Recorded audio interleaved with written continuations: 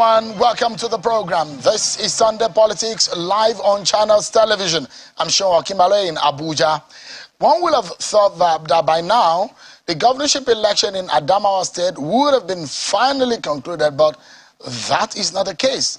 The whole exercise went on very well, with collation just going on fine until this morning when the drama began with the resident electoral commissioner in the state, alongside some heads of security agencies arriving at the collation center to announce Mrs. Aisha Dairu Benani, the winner of the election. Take a look at what happened the moment when the rec made the announcement amidst agitations. Take a listen. Please, as a father, you are not the returning officer. You are not the returning officer. Wait for the returning officer. By law. Oh no. Oh. You are not the returning officer. I plead with you with all due respect. Don't do this. Please don't do this. Fear God. You are not the returning officer. You are fasting. You are fasting, and Almighty Allah is watching you.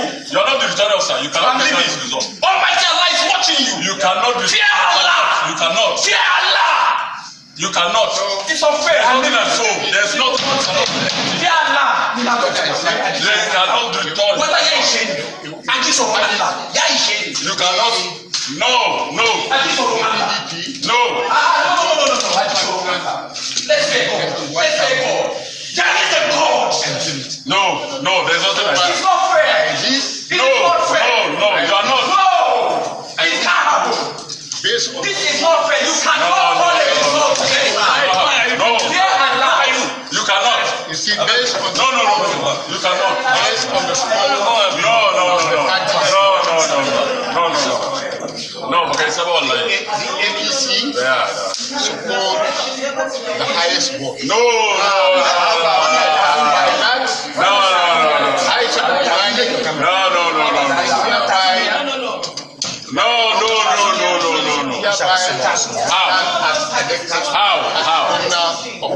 How? Thank you very much.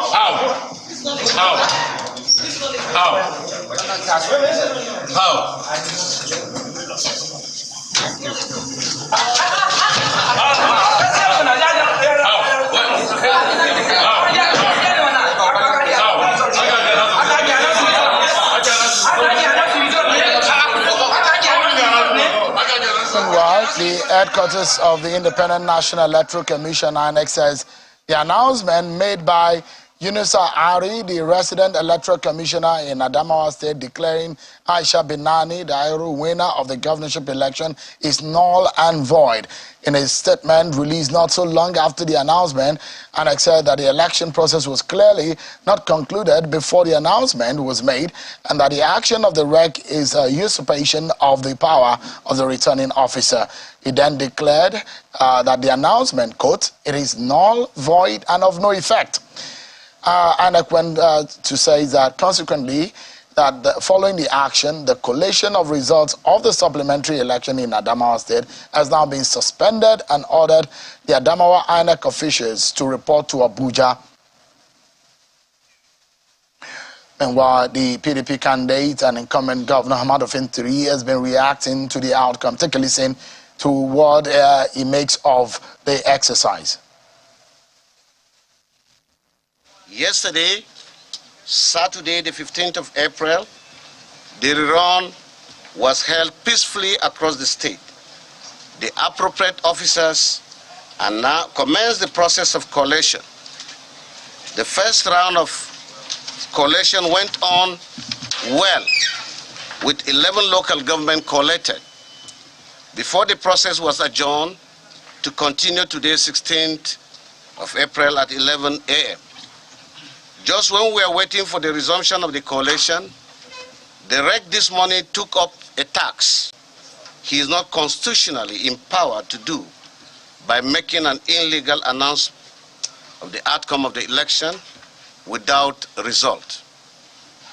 This action is no doubt prerogative, but in this situation, I appeal for calm.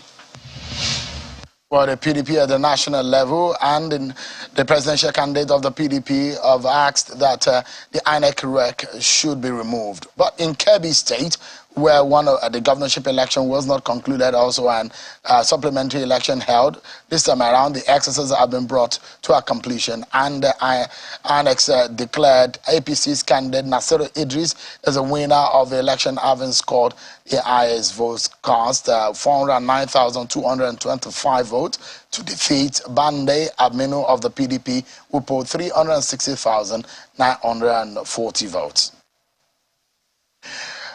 Let's move to some other aspect of the election, now to the governorship primaries of the off-cycle governorship elections slated for the 11th of November this year. In Imo State, Governor Hope Uzodinma was declared winner of the Imo State APC governorship primaries, having polled 63,418 votes after adopting the direct primaries mode of election, while PDP National Secretary Senator Samuel Anyanwu was declared winner and the flag bearer of the party's governorship primary. In Bayelsa State, Governor Doye Diri won the primaries of the PDP, which was basically some kind of an unopposed status there for him, while former governor and former minister of State for Petroleum, Timi Silva, emerged the candidate of the APC.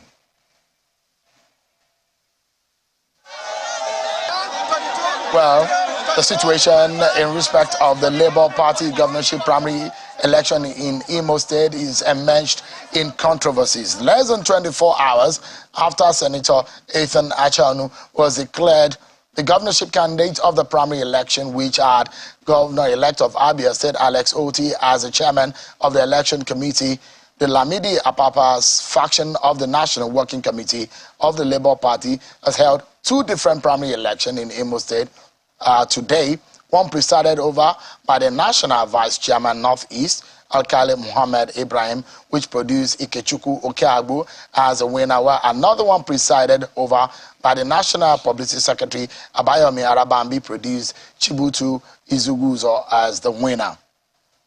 Meanwhile, the factional state chairman Onye Kulizi Fester's primary election conducted yesterday has produced Basi Maduka as the winner. In Kogi State, former Auditor General of the local government in the state, Usman Ododo, has emerged the flag bearer of the APC primary election in the state, which was conducted via direct mode of election. It took place in the 239 wards across the 21 local government areas of Kogi State. According to the officials who announced the result, they said Ododo polled 78,704 votes to defeat the 6 other contestants. Those contestants have now come to town, including Senator Smart Adeyemi, to discredit and disown the process, saying that that process was not credible. Meanwhile, let's give you some news just coming in. Senator Dino Melaye of the PDP has been declared the winner of the Kogi State PDP governorship primary, which held earlier today. Also, a member of the House of Representatives in Kogi State, Leke Abejide, has also emerged as the governorship candidate of the ADC. Well, those are some of the updates from all of what has happened since yesterday and today. Eventful, isn't it? And we're going to be seeing a lot of reactions coming through, especially now that we're focusing on the election, the off-cycle election, 3 of them, Imo, Bayelsa, and Kogi State. Tonight, my guest is the Minister of Works and Housing, the former governor of Lagos State and the senior advocate of Nigeria, Babatunde Fashola. Is perceived as one of the right-hand man of Bola Tinubu, the president-elect and the candidate of the APC in the concluded 2023 presidential election. In fact, he's seen as one of the super ministers of the Buhari government. Before the election, that is the presidential election, he was on the program. He told me that the APC candidate and his principal, Bola Tinubu, will win the poll. He gave his analysis at the time of the situation. He felt favored the candidate, Bola Tinubu, at the time. And a declaration of Mr. Bola Tinubu, I've seen a lot of agitation, huge agitations and opposition on the president-elect's victory. I thought we would bring Mr. Fashola back on the program when he made some categorical statement, and he thought that his analyses were watertight. Some of the issues raised on the aftermath of the election now will get our attention tonight on the program, and perhaps some of Mr. Fashola's team had also supplied me with some information that might be helpful for Mr. Fashola's analysis tonight. I have joining me, he's live with us, Mr. Babatunde Fashola, SAN, Minister of Works and Housing. Thank you so much indeed for coming tonight. Good evening to our viewers, and good evening to you, and thank you for having me again. Thank you so much. Just about 40 days before you guys leave office. How does it feel? Well, we're winding down, sending in performance reports to the Transition Planning Committee. So hopefully the burden is getting lighter, and we're looking forward to the finish line. Are you like your principal who said he can't wait to leave office? Well, after 21 years, I think that there must be a time when you say, hey, peace at last. Well, just before the peace. And you need younger, fresher minds, really. Indeed, you are not to run this race now. You are not any younger than you were when you were governor of Lagos State. Well, before then, I was chief of staff. I started at 39. I'm going to be 60 this year. So wow. I tell young people it's time to push us away. Let's see how that plays out. It's going to be part of the conversation that we'll be having tonight. But I want us to start with the election issues before we now go into your office as the Minister of Works and a few issues here and there. And those who are experiencing traffic on the Lagos-Ibadan Expressway are definitely looking out for how that will end, and perhaps maybe a magic wand you might swing on the program tonight that will solve it. But let's begin with the election. You were very categorical. You thought that Bola Tinubu was going to win. Some said that you were so sure because the APC had the rigging plan. Was it? We had a preparation plan. I challenge our opponents to show me what they did with regards to preparation. I think the Nigerian public saw some snippets of what our situation room looked like. Which other party had that kind of situation room? So we had it in 2015, we had it in 2019. I headed it in 2019, and I had the privilege to head it again in 2023. But behind what I headed was a lot of young people, and it was driven by young people. So they just pushed me in front as the leader, go and take the credit. But all of the work was done by young people, using data, using maps, following up, calling agents, training agents. We trained 2,000 agents. 2,000 agents, because we couldn't train 176,846 agents to man all the polling units. So we trained 2,000 agents from all the states, and we sent them back to the states to go and do training to the agents who were deployed state by state. So, and this is instructive. Very, very instructive. So perhaps it's a video that came out from your team to show that the day that your Bola Tinubu and the rest of the leaders of the party came forward, and perhaps that was the end of their training because listening and watching the video showed that there was some kind of conclusion of training. So these guys were basically those guys who worked under the monitoring and what unit? That's only just part of it. That's only just part of it. So we then, the people who trained them showed them the difference between the 2010 Electoral Act and what they will see in 2022. So these were the guys, isn't it? Precisely, that was the training. What were their roles? These are people who will act as agents to senators, to House of Rep members, to the presidential candidate himself. But only 2,000 of them were picked from various interest groups across the states. Their responsibility was to go back to their states and train all the others. How long did it take you to train them? It was a 2-day training exercise, essentially. It's a crash course. And they go back with materials, training materials, translated in the various languages. And your party did it? We've done this before. So this was what young people did. Some of them came from the United States. They left their work to come and work in this campaign. So that was the beginning. Because on election day, those are the only people at the polling stations you can talk to.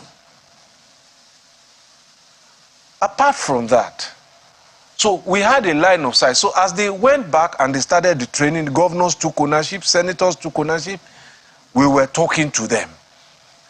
And so on election day, if they had any problem, if there was cheating, if there was a problem, equipment was delayed, we had different groups working with established agencies. These were the people who gave us information what was going on. These were the people who sent us results of each of the polling stations. So when I was in the situation room, one photograph that came out in the evening, we knew our result, just as we knew in 2019. So you will also see that there was a report by Yiaga, because ahead of the election, there was a beaver simulation held by INEC. They invited all parties. If you go and look at Yiaga's report of attendance, you will see that it is consistent with the way the parties turned out in the election. APC had the largest representation at that mock exercise. And it was part of the preparation by INEC for the results. So preparation. Election is big business. And it is a very, very serious process. There is a process of certifying election managers in the United States. That's how big the business is. I know only one certified election manager in Nigeria. His name is Fuad Oki. I worked with him when I was candidate in 2006. And I learned a lot from him. And he was also involved in this campaign. So there are a lot of people who are now showing interest. So you had your strategy. There was a plan. Perhaps that was the confidence that came out when you were, because a lot of people felt, look, there is only one reason why Fashola can be this confident about their winning when you came on the show. Was that the APC had it up planned, because the feeling out there was that your party has not done enough to deserve a win. That's what you think. So why? Those are the reactions. So let me also tell you, I was optimistic, and those were the words I used, if you play back those tapes. And I did not underrate any opponent. This is a competitive engagement. So, and I'm a sportsman. I don't underrate any opponent, but I prepare very hard. And our team prepared. Our party prepared. The party chairman, the national secretary, members of the national were at that session. That's how seriously they took it. The candidate and his running mate were there. The woman leader was there. So they knew its importance. State chairmen from the various states were there. Governors El Rufai, Lalong, and a few others were there. This is the foundation of every election, your agents. But quite aside from that, I made some assertions here, and I said that politics was a game of numbers, but numbers have equations, arithmetic equations, addition and multiplication. APC was adding and multiplying. What do you mean by that? Some APC, some PDP governors, Cross River, Ebonyi, initially Zamfara, had come to join APC. PDP was dividing and subtracting. So the major contenders against us in this election, NMPP, PDP, Labour Party, their candidates were in the same party in 2019. They lost by almost 4 million votes. 3.9 something. So having now divided that inadequate, insufficient ticket into 3, how was it going to add up into an electoral victory? So they handed away the presidential ticket by dividing their powers. Not only did they divide, they now subtracted with the G5 governors. So it was bad mathematics. And I made that point here. Yeah. There are those who are of the view that APC was understood, and correct me if I'm wrong, because I also learned that you did internal polling in your party. Precisely. But you didn't make them public. No. Most of which show that you were going to lose the election. No. Was that the case? We have never published any poll. And I have been polling elections since 2002, when I was chief of staff. I sure you introduced me to polling in 2002, when he was running his own re-election. That's when I was introduced to polling elections in Nigeria. And since then, not only do we poll elections, we poll for policy decisions in governance. And it was a tool that I used a lot when I was governor. What do the people think? And so, and I came here, and I remember I said to you that all of the polls that had a sample size of 1,000 people that showed 55 or 50% undecided, not willing to participate. At the time, they were either badly conducted polls or they were self-serving polls, especially also when you looked at the methodology. But more importantly, I made the point at the time that people had decided and that the number of undecideds were very, very minimal. So our polls showed in January that we were 10 points ahead. Our polls showed in January that we were 23, we had reached 25% in 23 states out of the 25 we were targeting. And it also showed us states where we were 10, 15, 20%, and states where we considered the battleground states where we were going to target. And in the end, I think we got 29 states. So there was a method to all of what was going on. And where, I mean, the assertion and where the opposition said, look, where you knew you were going to lose, you introduced intimidation. And you didn't allow voters to come out. So we knew, for example, that we were going to lose in certain states, and I'm not going to be helpful to the opposition now. And you see, again, some of the things we will learn as we go on, as our democracy evolves, and as the process gets tighter. There are states where you know that you are not going to win. You have never won there. Why are you spending money there? And that is what some more sophisticated democracies do. They just say, hey, I'm packing my bag out of here. I'm going to a state where they are waiting for me. So you knew the states that were going to flip. You knew the states that were not ready to flip. You knew the states that have historically not voted for you. Why are you wasting your time there? And you know the states where they like you. So your problem there is get out the votes. We call it GOTV. Get out the votes. So we concentrated on the GOTV states. And it turned out to be exactly what we predicted would happen. But the flip side of that is that, would you say that your candidate was not loved in Lagos? Your candidate lost in his home? Yes, you see, again, in some cases, you get blindsided. So you were blindsided in Lagos? We were blindsided in Lagos because the opposition turned out their voters there, and you also saw that a party that had been competitive for 24 years, the Umbrella Party, suddenly disappeared. It showed that their support base has shifted. So Labour Party... They just disappeared. Labour Party's victory in Lagos surprised the APC. Yeah, it blindsided us, without a doubt. They thought that the Labour Party has posited that they won Lagos by more than the margin in which they won, but that the votes were not exactly the true picture of things. Well, that is a matter that has been submitted, I believe, to the tribunal, and I'm not going to make any comment at all about matters in dispute here. I'm not going to even try. But the point to make is to make the acknowledgement that they turned out their voters, and in the subsequent gubernatorial election, you saw that we turned out our voters, and people didn't turn out to vote. That's all. That's highly disputed also. Well, because of the kind of violence and I know what happened in my polling unit in the presidential election. And the alleged intimidation of voters that came up there by a smaller margin, and the margin was larger in the gubernatorial election. And my polling unit was one of the most covered polling units in terms of press corps and press presence, and not one iota of violence was recorded in my polling unit. But you know that there were a lot of violence in Lagos. Well, what has been now being popular as Lagos was the headquarters of voter intimidation and tribal and religious ethnic division in that election. So let's take them one by one. In terms of violence, unfortunately, one incident of violence in any election in my country does not cover us in glory. One, wherever it may be. But that said, when you look at the incidents of violence, the number of polling units that were disrupted, they pale into insignificance compared to what you have seen in elections in the past. This was the incident. This was the election that had the least reported incidents of violence. And this is data. It's not me expressing my opinion. Because that's one. I'm not privy to what the data you're talking about. No, we have the data. You see, I headed the Election Planning and Monitoring Directorate.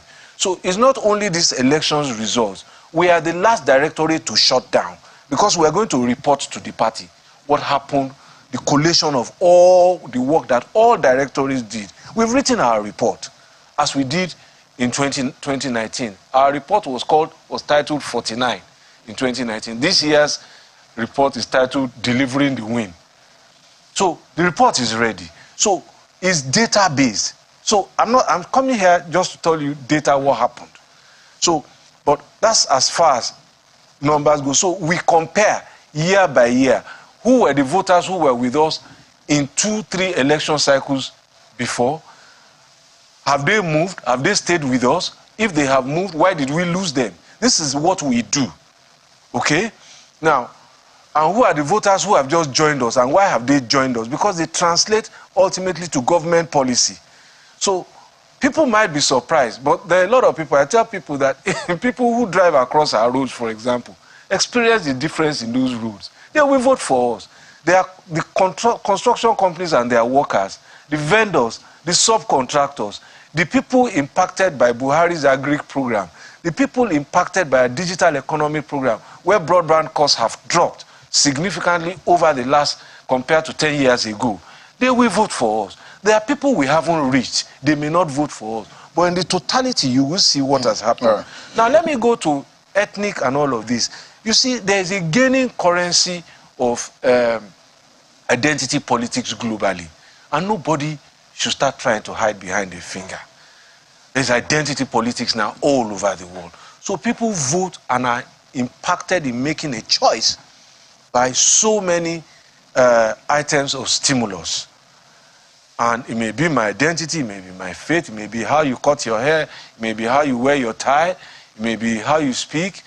So many things influence the voter. So you can't wish those things away. But as I've always said, you know my position about religion is a personal thing. Keep it out of the public space. It's your relationship with God.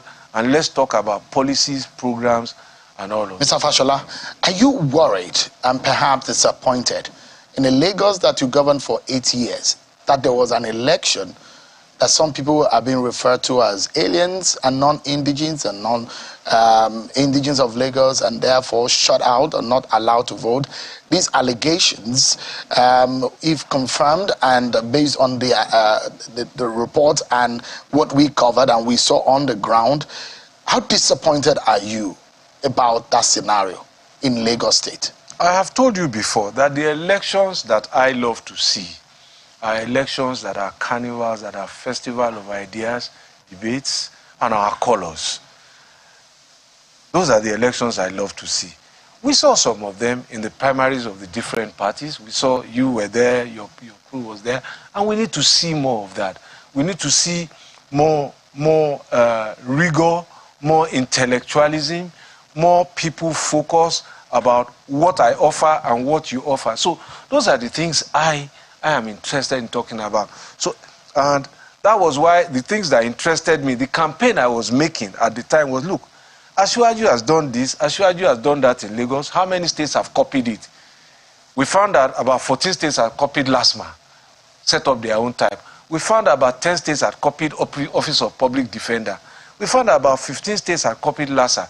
And I made the argument that, look, if states are copying, opposition and APC are copying this man's idea from Lagos, why don't you give him the opportunity to run at the center and let's see how far he can go? Those are the kind of debates I want to see. But about Lagos, are you disappointed about what happened in the governorship election? Well, there was color and there was some politics. color, there was some color and there was some festival, and there were reports that are not too savory about events that happened, but I wasn't in those spaces, and therefore I can't comment. And I've told you, for example, worried about... I've told you, for example, what happened in my polling unit. You know, election day is what you see that you can really account for.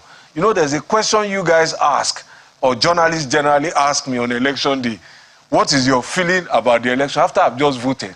And I tell you, I can only tell you about what I experienced here.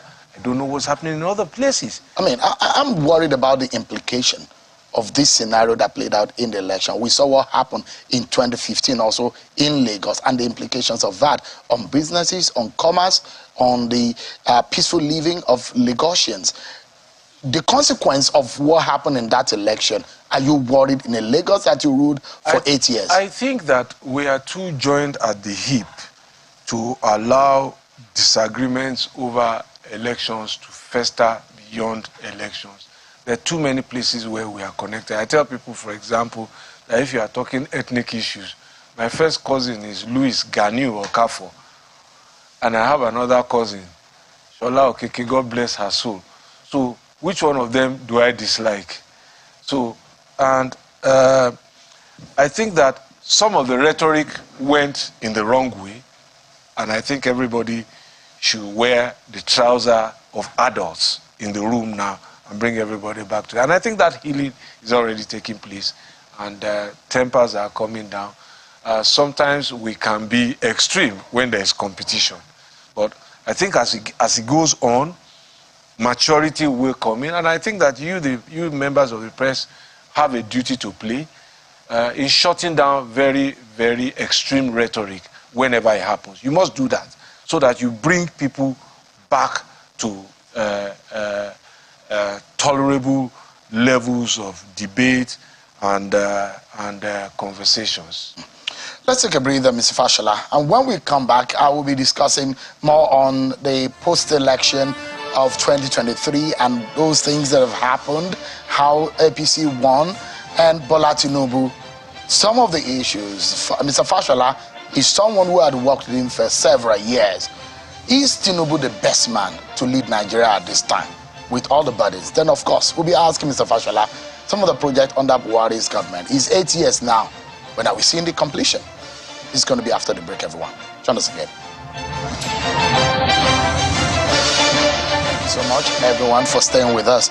If there is one person that knows Bola Tinubu, the president-elect, and the APC presidential candidate so very well, it is my guest tonight, Babatunde Fashola, who is the Minister of Works. He was Bola Tinubu's chief of staff and the second time when he was governor of Lagos State. Thank you so much indeed, Mr. Fashola, for your time tonight. By the way, can I ask, where is Mr. Tinubu? He's outside the country, he's outside Nigeria, specifically where I don't know. I haven't called him since we finished our work, so... Is he all right? No, I lie. I spoke to him about a week ago. He was in France. Okay. Is he all right? Of course medically? He is. Of course he is. Come on. No, I'm asking because these are some of the questions that, you know, I mean, we reflect what is happening. Let's go there. So since 2002, when he hurt his back, almost every time he has traveled, opposition has said he has died, but he still comes back alive. He'll be back soon. But I'm not sure they said he has died this time around. They're just worried. He's fine. They said, look, is he there on a vacation to rest or something? I believe that he's taking some time out. He needs it. He ran, I think, the longest, the fiercest campaign. He ran, his primaries was the most contested. After the primaries, he went around making peace with all those who were unsuccessful against him. After that, he was busy involved in planning the re-election.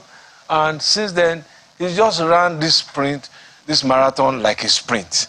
And I think that he deserves... You know what some Nigerians have been saying? They've suggested to him about 3 or 4 places that he could have gone to rest, since now he's now the president-elect. Yankari Game Reserve, yes. Ikogosi, Calabar. These are very beautiful places. Now we have a president-elect who has chosen to go to France to go and rest. So Nigeria is not enough to rest. These are some of the questions. I am conjecturing that is what he went to do, but the Bola Tinubu, I think I know, president-elect, will also be doing some networking. There's no idle moment in his life. And he overworks himself and overworks his mind. I know that he'll be doing a lot of networking, meeting people, planning ahead, building relationships that might be useful for his government and for Nigeria internationally, and he's a highly connected person. So you've said that Mr. Tinubu is very okay medically. So you've told Nigerians that. So you were his chief of staff. Would you be playing the similar role in his government? Well, unlikely. I don't think so. Look, and I think that... Does your name have come up? Yes. You see, I think that it's a good point you raise. And, you know, I think that it is extremely ridiculous. Extremely ridiculous. And I say this without apology. To begin to choose offices for the nation that represents the largest black race in the world on social media. It ridicules us, and we should stop it. I think we have elected a president. Let us wait for him to be sworn in, and let us respect the privilege that he has and the prerogative he has to constitute his team.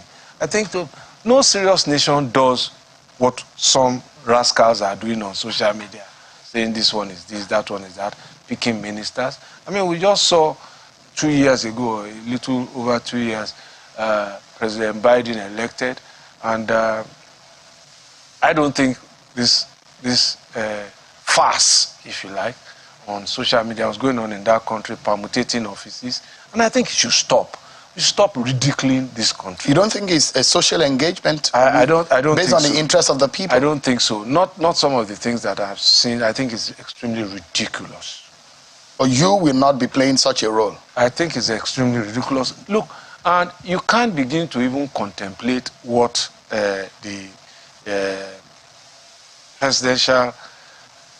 president-elect and soon-to-be sworn-in president will do. And I think we should just wait for what will happen when he makes his decision. And I think that is the appropriate and dignifying thing to do. Let me ask you, you are someone who, by privilege, worked closely with him. You basically controlled his schedule at some point when he was governor. So you have also some privilege. Okay, so I was his chief of staff for 4.5 years. Yes. I took over from Lai Mohammed. And in terms of controlling Asiwaju's schedule, that was a stretch, that was a tough ask, because he has day and night schedules. So, and for those who are going to work with him, let me warn them, he's very nocturnal. I hope he changes. So he will wake you up at night. He does his best work in the dead of the night. Unless you can push back and claim your space at night, he will encroach it.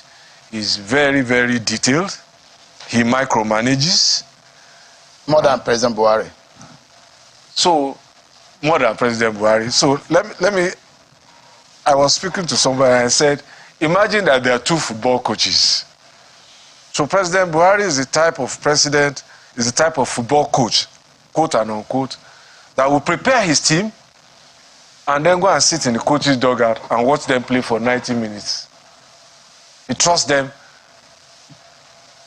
to do his work and believes that there's nothing he can do. Asiwaju will be that kind of coach, playing the game with them in the good like an Jose Mourinho. You got it. So those are the two. Those are the 2 differences that you see between them. Let me hope that you're going both to be prepare. Able to, yeah. One delegates completely. One delegates and stays with you. And each one has his strength.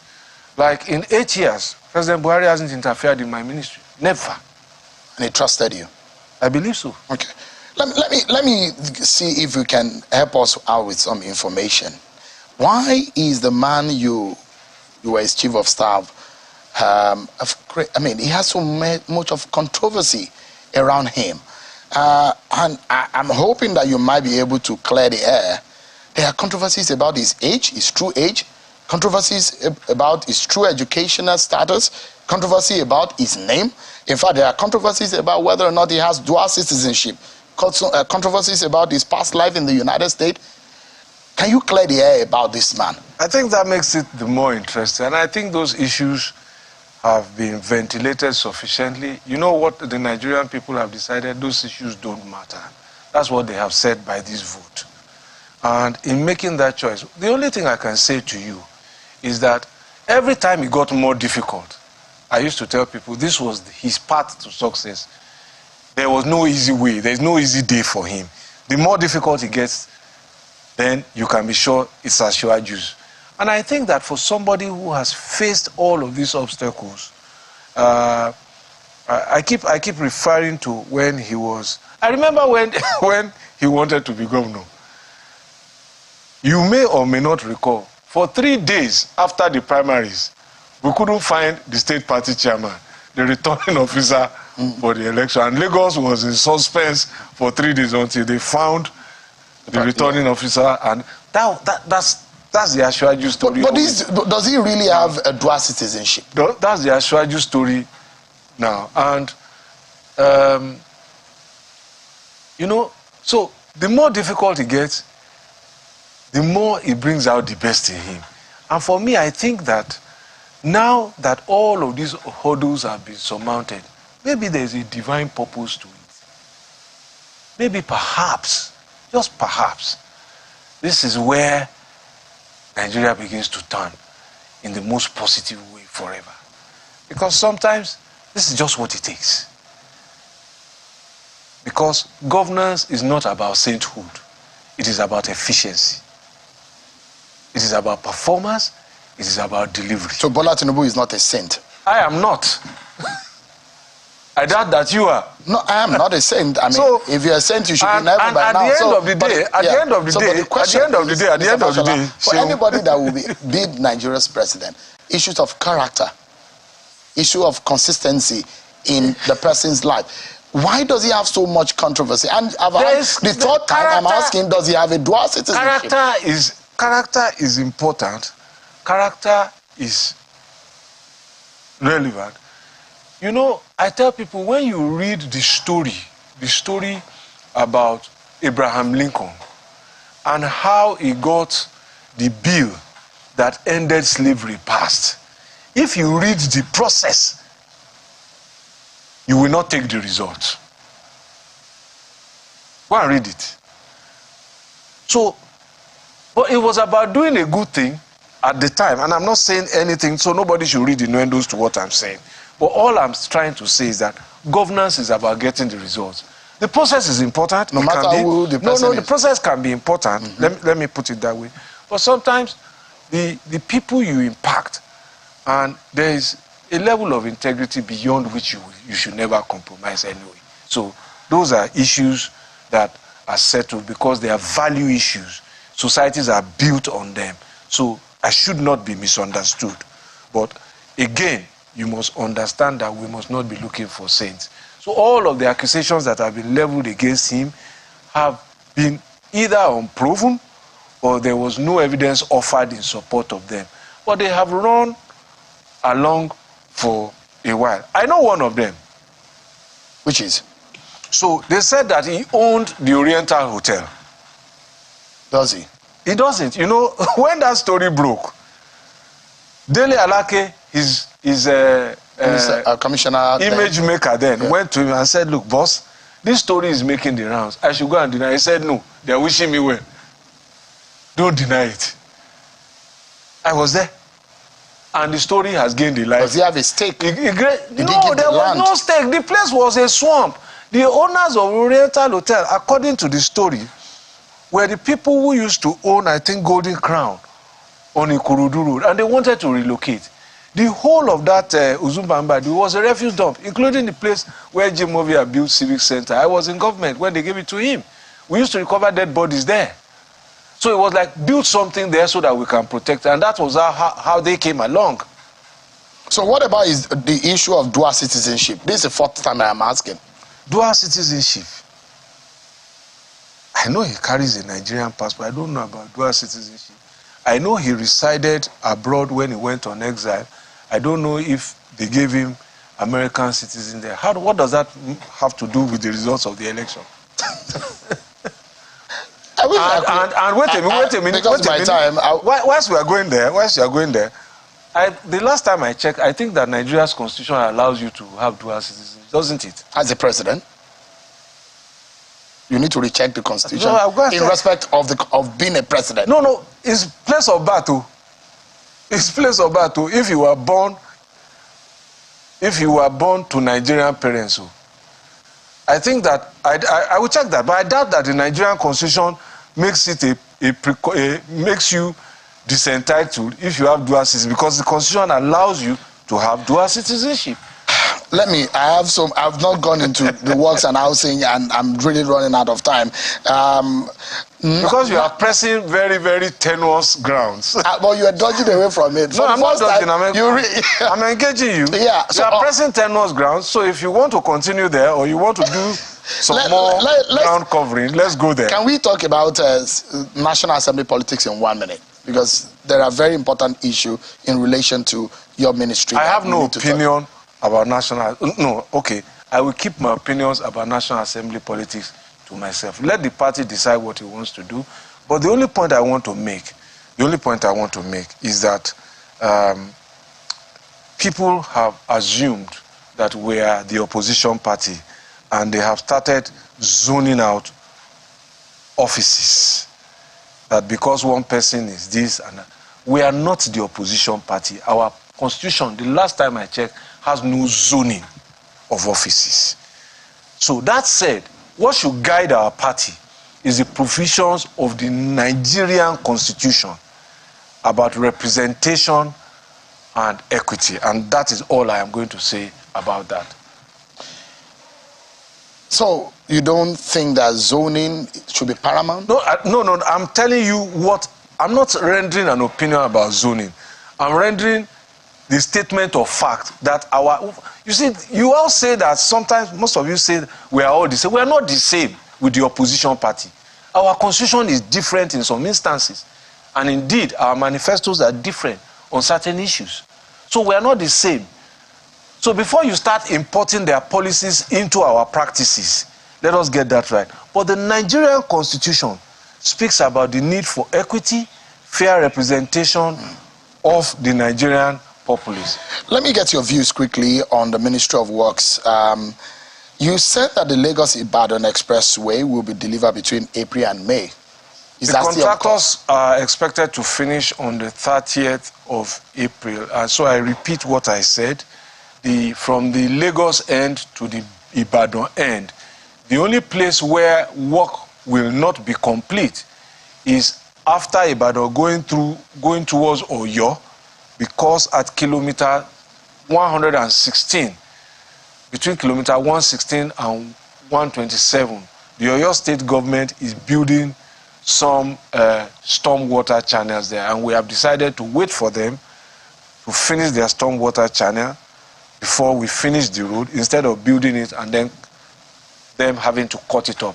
But from toll gate to toll gate should be ready. And inward Lagos? Both ways. Because it's cost a lot of headache. Yes, this is the most difficult part. I was there, I think, about a week or 2 weeks ago. This is the most difficult part. We left it for the last. It's the most traffic part. It's the most built-up area. And so traffic challenges, over 40,000 vehicles per day driving through a construction site. That is not an easy undertaking.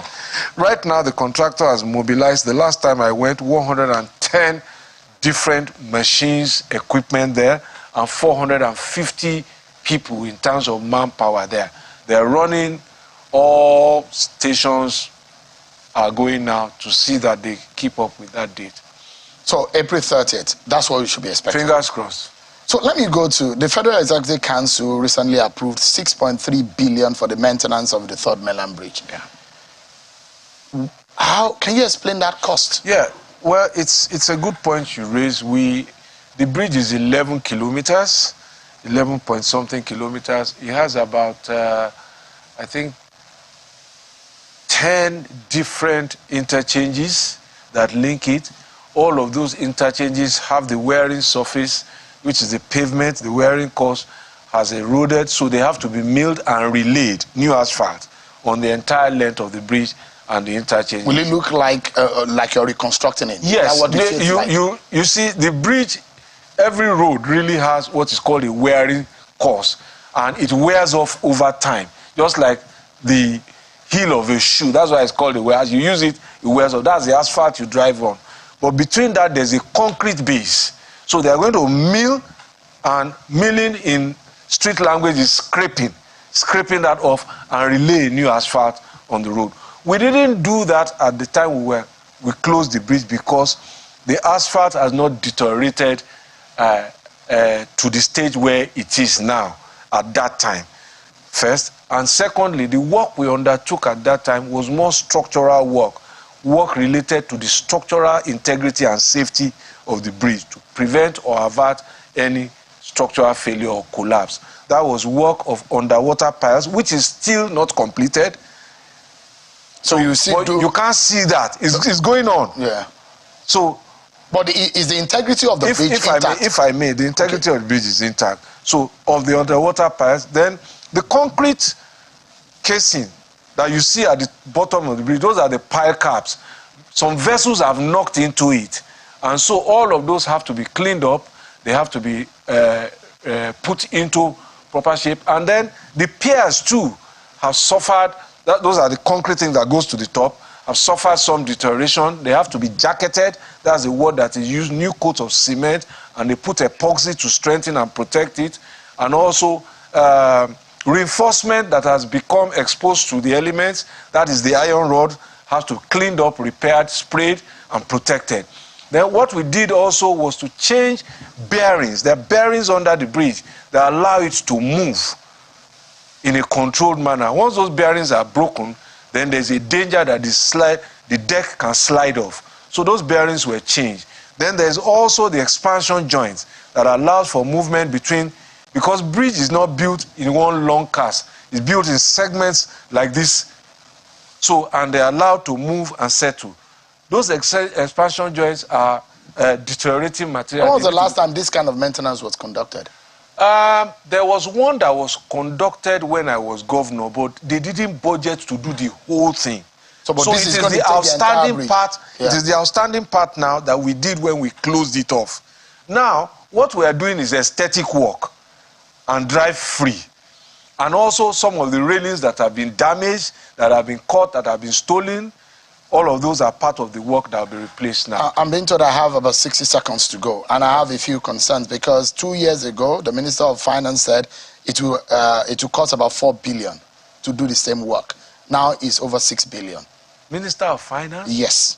Well, I can't recall that. At the time, she was saying it will cost about 50-something billion to do several bridges and But even maintenance. if she said so, maybe she was just speaking figuratively, because these costs are the costs certified by the Bureau of Public Procurement. And those are the statutory advisors of government on costs. So once the BPP speaks on costs, that's the end of the matter. So when are you beginning the maintenance? We just passed it last week, I think. We will adopt the minutes at this week's meeting.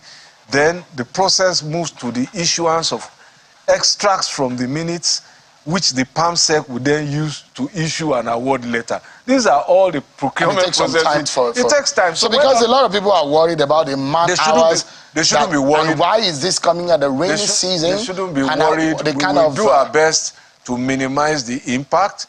Many people have complained about their driving experiences. This is government responding to your concerns, and we will do our best to minimize the impact on commuters. Perhaps look at the New York scenario. Maybe you can do it at night or... Everything is possible. We will take everything on board. Weekends. We will work with Lagos State government. As I said when we briefed the press after council, if there is any need for closure, it won't be for any long period. At the extreme, it will be weekends. But hey, by the time the process kicks off, I should be out of office, so it will be somebody else's responsibility. All right. But we have a good team in the ministry, the directors and all the staff, and they know what to do. If there is one word that you have to say about Bola Tinubu tonight and the expectations for his government in setting agenda for him, what would that be? I won't set agenda for him. I will just ask people to go and read his manifesto.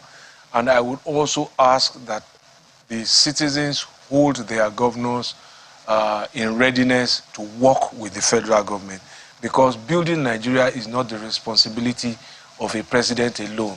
It is the responsibility of the president, the 36 governors, the FCT ministers, and the 774 local governments. They all have different constitutional responsibilities that impact Nigerians at different levels. So there are some things the president cannot do. Primary school, primary health care, water supply in your homes, sanitation in your states. Those are not federal responsibilities. You trust Bola Tinubu, you trust Bola Tinubu to make Nigerians happy? I believe that he will pick a good team, and working with the state governors and the local governments, I believe that the possibility of renewed hope is real. Thank you so much. Mr. Babatunde Raji Fashola, the Minister for Works and Housing, thank you so much indeed for your time tonight. Thank you. And I forgot to say Senior Advocate of Nigeria. Well, that was our show for tonight, everyone. Many thanks for watching. I'll see you tomorrow at 7 p.m. I'm sure Akimale. Enjoy the rest of your evening.